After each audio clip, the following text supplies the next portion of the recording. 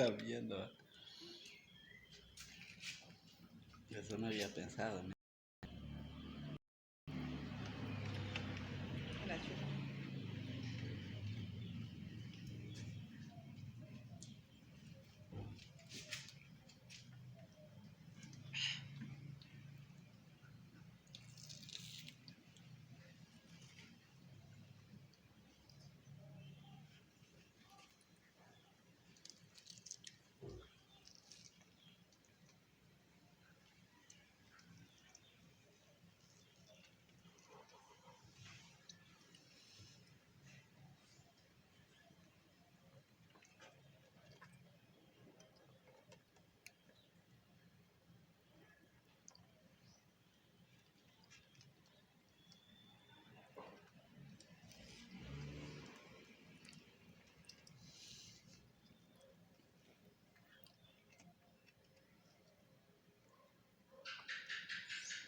Eso se llama hambre, mira.